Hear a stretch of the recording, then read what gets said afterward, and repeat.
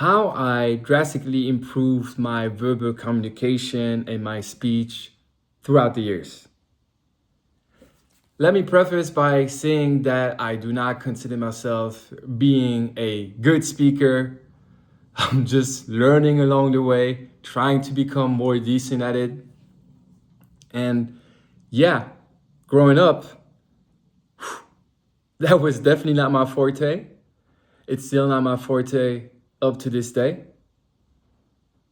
But I definitely had quite some issues with my verbal communication, with my speech.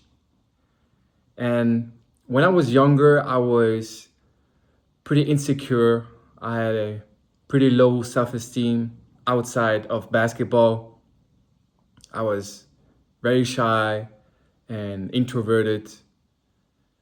And to this day, I'm still more of an introverted person with introverted tendencies. I'm definitely not that shy anymore.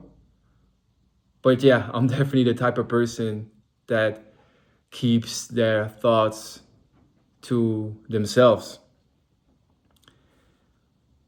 And partially because of all of these things, when I was a kid, when I was a teenager, I struggled with just day to day speaking and articulating myself and expressing my thoughts, such as the speed that I used to talk with, talking very fast, or looking too much for my words.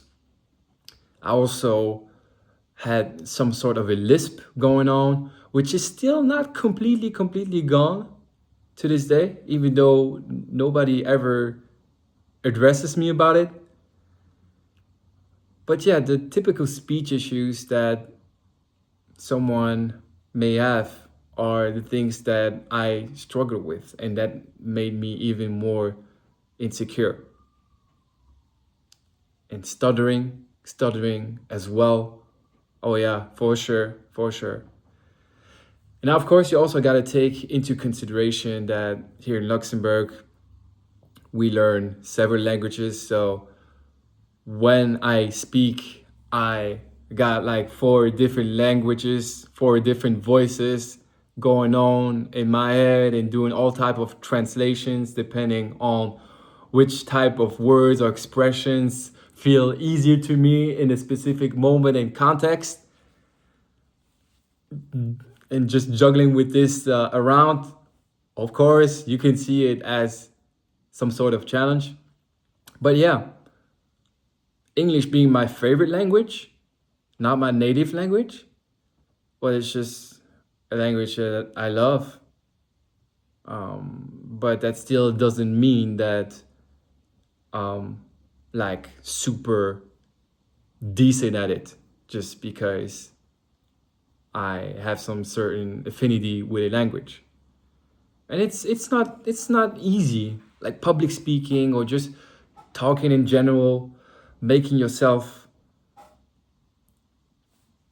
come across as being comprehensible, how to convey a certain message, transfer it in a way that you don't just understand it from a standpoint of how you articulate the words, but also in a manner and in a fashion that sticks and not just super monotonous and too quiet. So there's just so many elements when it comes to that. Now that I'm talking about it, I'm like, wow, it's like there's a whole science behind it. And I mean, that's why there are some courses on just talking, speaking, public speaking.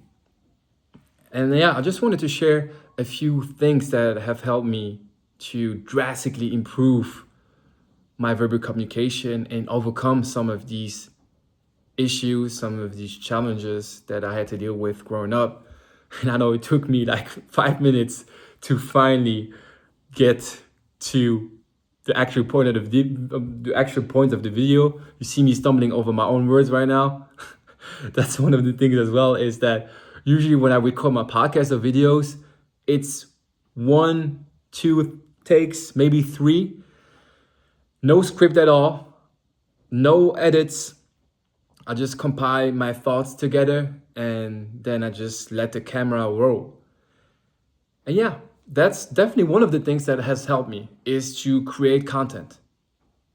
Podcasting, whether it is alone or with interviews, one-to-one, that has helped me a lot, paying attention to it. Especially when you re-listen to what and how a recording or podcast video sounds like. And at the beginning, oh man, it felt so cringe. Listening to myself, oh, it was quite tough. It was quite hard. But it really allowed me to see what are the things that I could just be improving on without seeking perfection, of course. But that's one of the things that can help as far as that and just analyzing yourself. And also just asking for feedback. Just ask people for feedback, even if it doesn't feel that comfortable. And in the first moment, getting some constructive criticism or feedback might not feel that, yeah, easy, comfortable. But if what you're looking for is getting better at it and improvement, then yeah, of course, it's definitely something that I'd recommend. One of the other things as well is, and what I noticed when I went to the US for the first time about 8 years ago, I believe. I have some family members in the US. And then when I was there for a few weeks, I just noticed how they were communicating with each other. And it was quite different than here in Luxembourg or Western Europe, in a sense where it's just way more dynamic. A lot of calling and voice memos, voice messages. And back then I was like, wait, like back home we kind of do a lot of texting and we use a lot of emojis to express ourselves. And here it's like, bam, bam, bam, way more dynamic. And when they text, they keep it shorter and they don't use emojis. So completely different way of just conveying messages and getting straight to the point. And in US, what's remarkable, I mean, I can't talk for all of the states, but just so open, so communicative, and they're just so good at articulating themselves. Americans, it's crazy, it's unbelievable. You can criticize the nation or yeah, the people on different topics. You do you, but I definitely gotta give them credit for that, and that inspired me as well to a point where when I got back, even though I'm more of the person that's more of a texting person, I started doing voice memos. I started calling people a little bit more, even though I don't really like doing it. Even up to this day, it doesn't feel natural to me. And I remember also doing voice memos for birthdays. That's what I started doing, and just sharing and telling the people that, yeah, for my entourage, how much I appreciated them, just getting some words of encouragement. And I just remember getting amazing feedback about it, and being told that it's super personal and that they really appreciate it. And yeah, I mean, I gotta admit, over the time, I kind of faded away from it and got back a little bit more to texting.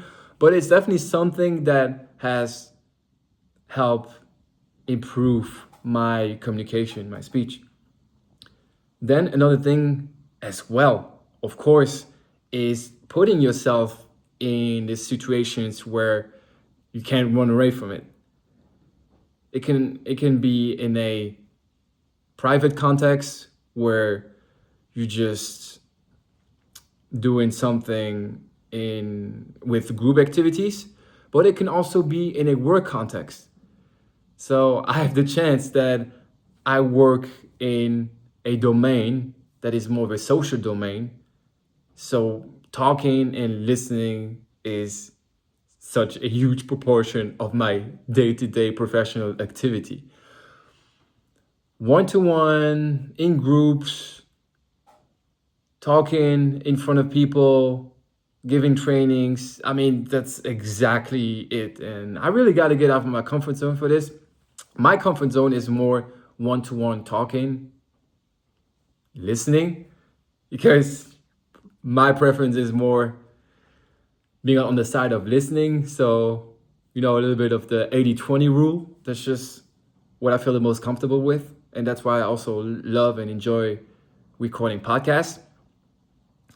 But yeah, that's one of the things as well. So throughout the past decade, I've put myself in situations where, yeah, I had to be sharp as far as verbal communication, or sharper. I also, during my university studies, I also worked at a call center for a while, where I had to make tons of calls per day, talking to people that were not expecting the calls, that were not that friendly, and having to deal with it. And oh yeah, I mean, it also gave a tremendous boost regarding this. And of course, one last thing I may mention is just self-confidence. I've really worked a lot on building up my self-esteem, my self-confidence throughout the years, through building a foundation of my principles and values, life values, but also through putting the work, confronting myself with my weaknesses or points of development, and putting in the actions, getting the results in their various realms and dimensions of life. And of course, that gives a lot more confidence. Having some knowledge or expertise in a specific context, that helps as well to speak with more confidence, more conviction, being more persuasive. And then again, I don't consider myself being a super good speaker, but it's just, even for myself, it's just impressive to see the progress that I've made since I was a kid. And even if you start with some issues, that doesn't mean that it has to stay like this for your entire life. And it's an everlasting, ongoing process, which is beautiful about it. It's, you can constantly work on it. So yeah, these are just some of the things that came to my mind when it comes to improving verbal communication and speech.